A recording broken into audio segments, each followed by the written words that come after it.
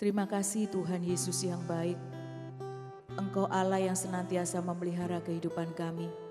Pagi hari ini kami merendahkan hati kami masuk dalam hadirat-Mu.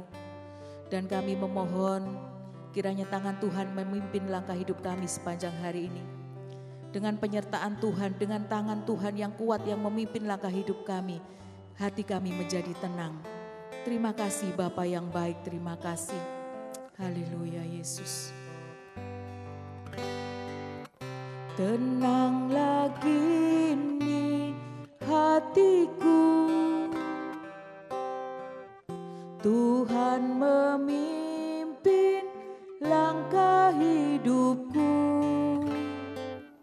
Di saat bimbang dan ragu, ku rasa tangannya. Tenanglah kini hatiku, Tuhan memimpin langkah hidupku. Di saat bimbang dan ragu, ku rasa tangannya. Yesus membimbingku, tanganku dipegangnya, hatiku berserah pada semua janjinya. Yesus membimbingku dengan tangan kasih-Nya. Tenanglah hatiku, sebab tanganku dipegang teguh.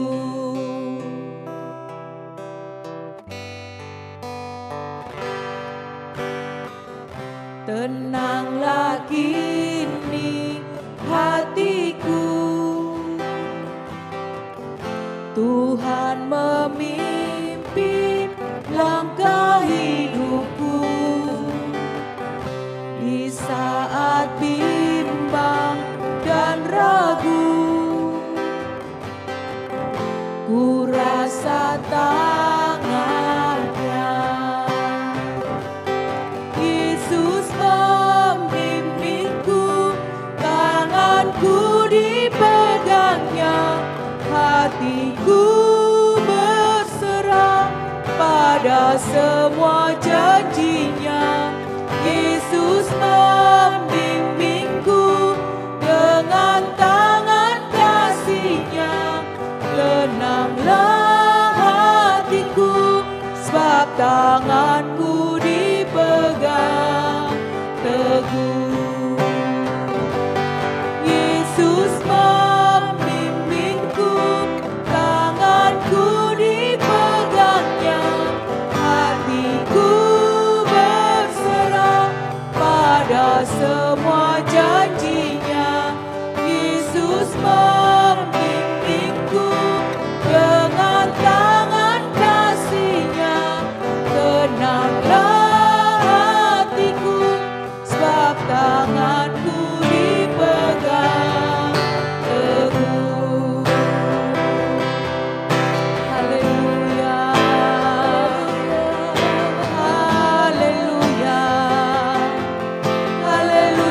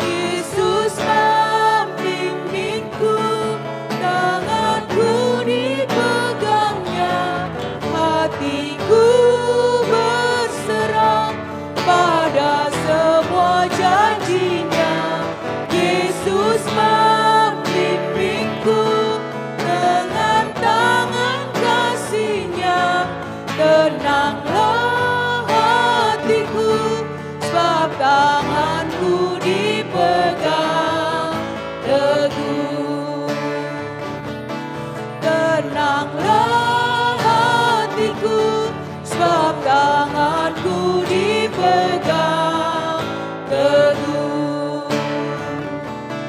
Tenanglah hatiku, sebab tanganku dipegang teguh.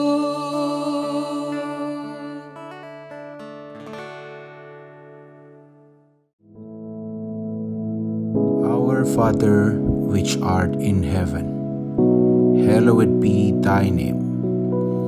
Thy kingdom come, thy will be done in earth as it is in heaven. Give us this day our daily bread, and forgive us our debts, as we forgive our debtors. And lead us not into temptation, but deliver us from evil. For thine is the kingdom, and the power, and the glory, forever. Amen.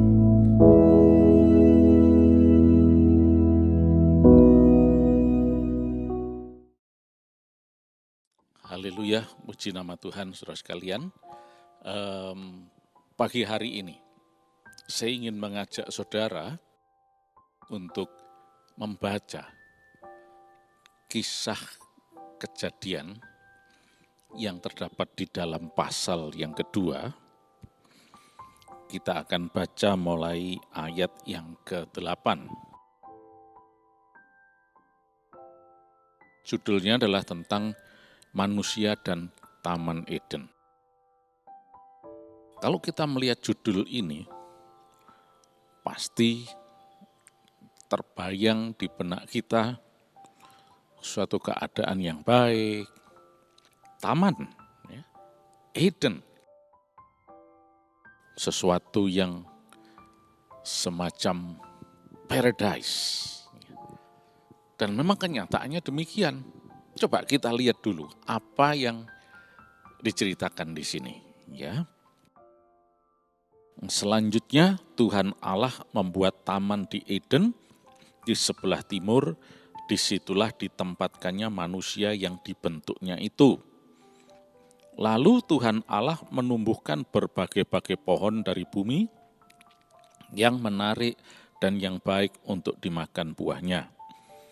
Dan pohon kehidupan di tengah-tengah taman itu, serta pohon pengetahuan tentang yang baik dan yang jahat. Ada suatu sungai mengalir dari Eden untuk membasahi taman itu. Dan dari situ sungai itu terbagi menjadi 4 cabang. Yang pertama namanya Pison, yakni yang mengalir mengelilingi seluruh tanah Hawilah, tempat emas ada. Dan emas dari negeri itu baik. Di sana ada damar, bedola, dan batu krisopras. Nama sungai yang kedua ialah Gihon, yakni yang mengalir mengelilingi seluruh tanah Kus. Nama sungai yang ketiga ialah Tigris, yakni yang mengalir di sebelah timur Asyur. Dan sungai yang keempat ialah Efrat. Tuhan Allah mengambil manusia itu dan menempatkannya di dalam Taman Eden untuk mengusahakan dan memelihara taman itu. Lalu Tuhan Allah memberi perintah ini kepada manusia, semua pohon dalam taman ini boleh kau makan buahnya dengan bebas. Tetapi pohon pengetahuan tentang yang baik dan yang jahat itu, janganlah kau makan buahnya. Sebab pada hari engkau memakannya, pastilah engkau mati. Nah, sampai di sini dulu pembacaan kita. Saudara sekalian, di sini kita bisa membayangkan suatu keadaan yang betul-betul nyaman, ideal, baik, dan sebagainya. Dan kalau ingin mengatakan, ini loh, suasana, kondisi, di mana tidak ada penderitaan, tidak ada keluhan, tidak ada kesengsaraan, semuanya baik-baik saja. Ini loh keadaannya. Ya. bagaimana Tuhan menciptakan sebuah tempat yang sangat-sangat baik. Manusia dalam kehidupan ini paling cuma butuh sandang, pangan, papan, yaitu apa yang dipakai, apa yang dimakan, dan tempat. Cuma itu. Dari semua kegiatan manusia sebetulnya itu cuma 3 hal ini. Tapi pada saat itu cuma 2, yaitu pangan, papan, itu yang dibutuhkan sudah. Manusia cuma butuh itu. Tempat dan makanan. Sandang, mereka waktu itu tidak perlu pakaian. Dalam kondisi yang tanpa pakaian pada waktu itu. Nah, ini kondisi yang baik. Kita lihat bahwa semua kegiatan aktivitas sehari-hari manusia, semuanya tujuannya ini sebetulnya. Ada orang bekerja keras, berusaha, untuk pangan. Untuk papan. Dan sandang. Ya. Karena memang manusia butuh makan. Kalau tidak ada duit, tidak bisa makan. Nah, bagi manusia mula-mula, yaitu Adam yang diciptakan Allah ini, tidak perlu apa-apa lagi mereka. Papan ini disediakan Allah, tempatnya, sebuah taman di Eden, di sebelah timur. Nah, dikatakan di sana, tempat itu menarik dan baik. Dan ada banyak pohon-pohon, buah-buahan, dan sebagainya. Dan ada sungai mengalir. Bahkan yang luar biasa, dikatakan di situ ada emas. Loh, bukankah emas itu sesuatu yang merupakan hasil tambang yang ada di dalam tanah? Tapi pada masa itu sudah ada. Berarti itu juga hasil ciptaan Tuhan berarti. Tuhan menciptakan emas. Entah untuk apa pada waktu itu. Karena mungkin trading emas tentunya belum ada pada saat itu. Seperti sekarang ini, emas menjadi bahan komoditi untuk trading, bisnis, dan sebagainya. Jadi kita lihat bahwa apa yang Tuhan siapkan untuk manusia, itu sesuatu yang istimewa. Dan bisa dikatakan manusia tidak perlu bingung lagi cari makan atau cari tempat. Sudah disediakan semuanya oleh Tuhan. Kalau dikonversikan pada zaman modern saat ini dengan kondisi, situasi pada saat ini, tentunya mungkin sebuah tempat tinggal dalam bentuk rumah atau gedung, di mana manusia, seseorang bisa tinggal di dalamnya dengan nyaman dan sudah dilengkapi dengan segala macam hal, termasuk juga persediaan makanan dan sebagainya. Manusia tidak kekurangan apa-apa. Nah, pada masa itu tentunya berbeda dengan zaman sekarang. Manusia bingung dengan sandangnya, busananya, bingung dengan makanan dan tempat tinggal. Tapi waktu itu sudah disediakan oleh Tuhan. Nah, ini sesuatu yang luar biasa. Dan kita cuma bisa katakan syukur kepada Tuhan. Tuhan itu Allah yang baik, yang menyediakan semuanya baik. Nah, kalau kita maju lagi, lihat ayat 18. Dikatakan, Tuhan berfirman, tidak baik kalau manusia itu seorang diri saja, aku akan menjadikan penolong baginya yang sepadan dengan dia. Lalu Tuhan Allah membentuk dari tanah segala binatang hutan dan segala burung di udara, dibawanya lah semua kepada mereka, kepada manusia itu untuk melihat bagaimana ia menamainya. Dan seperti nama yang diberikan manusia itu kepada tiap-tiap makhluk yang hidup, demikianlah nanti nama makhluk itu. Manusia itu memberi nama kepada segala ternak, kepada burung-burung di udara, dan kepada segala binatang hutan. Tapi baginya sendiri ia tidak menjumpai penolong yang sepadan dengan dia.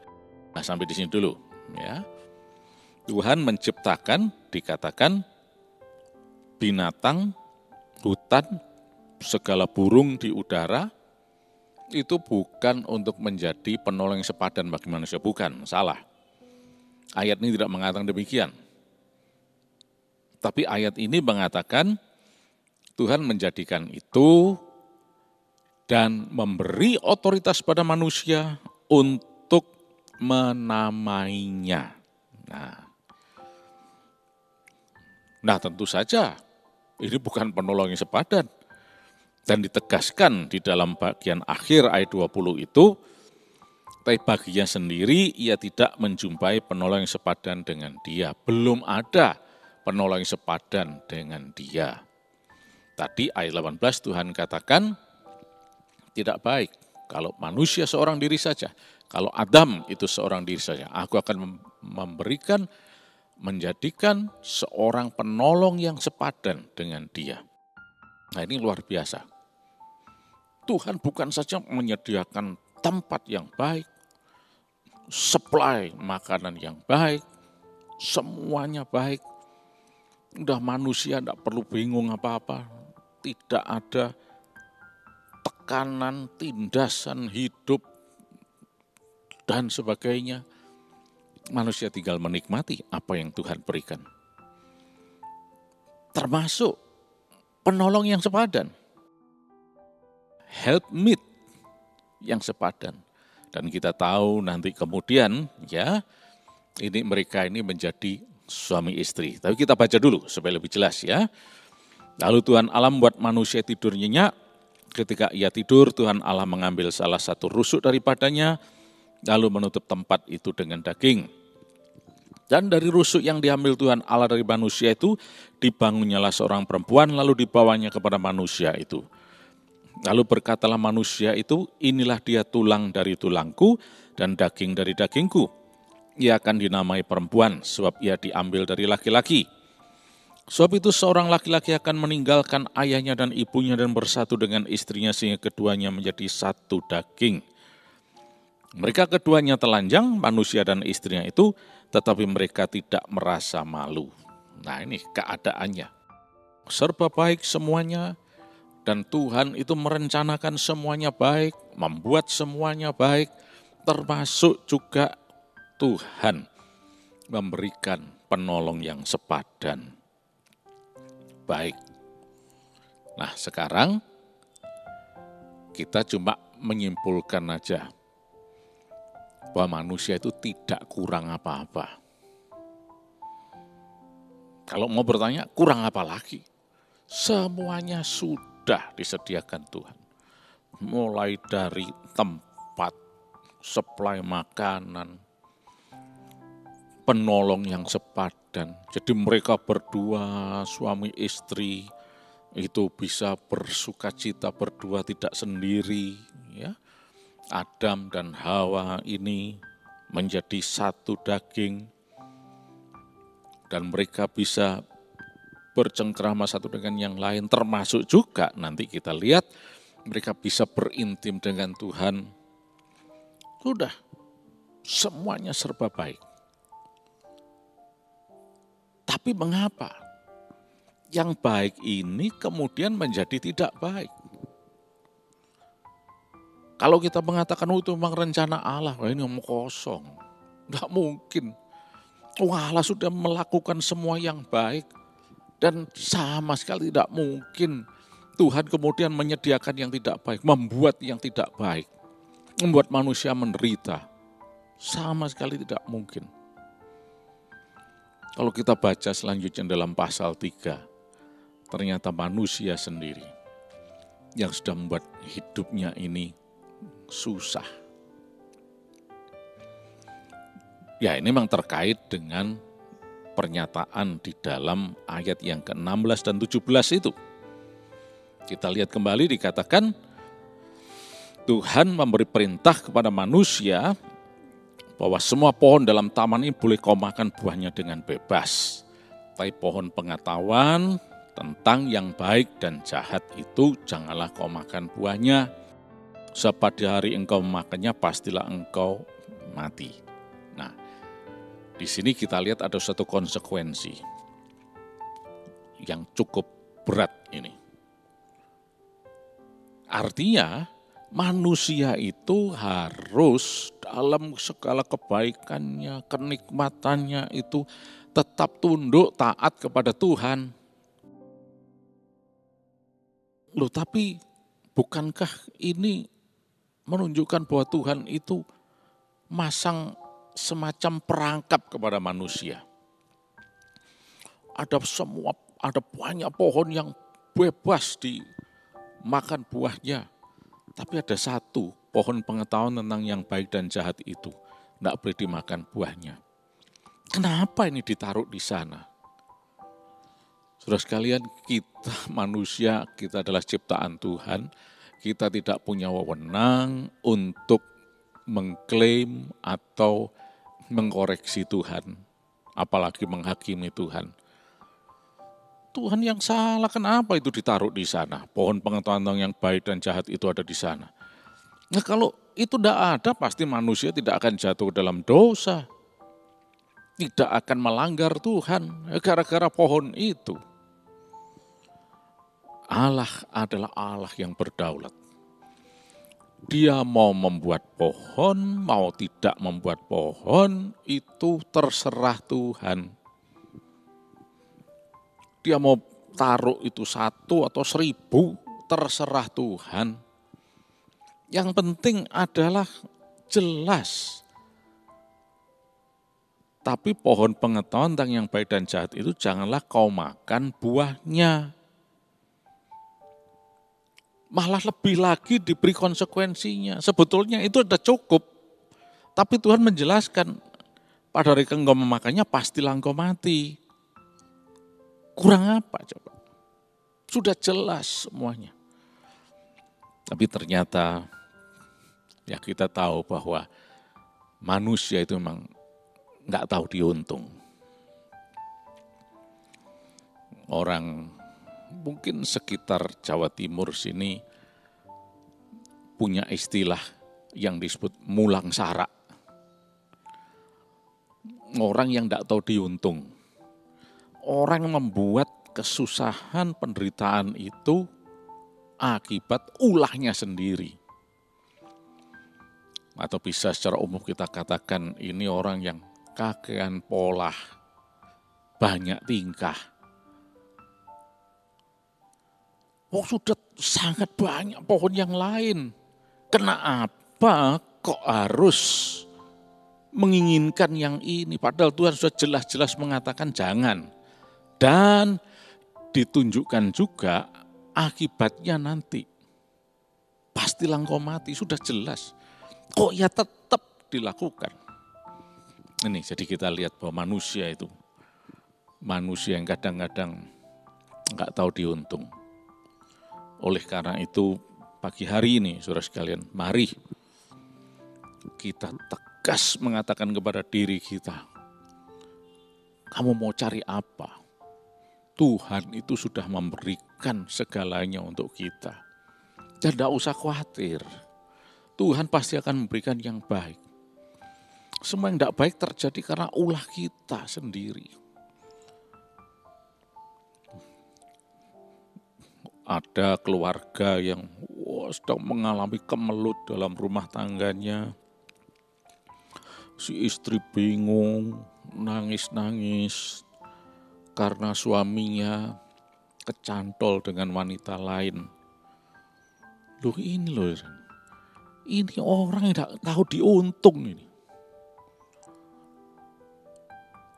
Dirinya sendiri yang menyebabkan masalah itu terjadi. Yang sudah ada istrinya baik-baik kok ya mau nyantol-nyantol sama yang lain. Ini. Sudah ada banyak pohon yang Tuhan berikan kebebasan. Mau dimakan sak kenyang-kenyangnya pun, sak sukanya. Yang sudah masak, matang dimakan, boleh. Termasuk mungkin kalau agak sedikit rakus, yang masih mentah dimakan pun juga bebas saja. Tapi pohon yang satu ini jangan. Nah, ternyata itu pun dilanggar. Nah ini, jadi pagi hari ini kita lihat kesusahan, persoalan dan sebagainya itu bukan dari Tuhan. Manusia sendiri yang menjerumuskan dirinya. Tapi pagi hari ini kita tidak usah khawatir. Kita punya Yesus yang baik. Apapun pergumulan saudara saat ini, datang kepada Yesus. Dia adalah satu-satunya juru selamat. Dia penolong kita. Dia Allah yang menyelamatkan kita.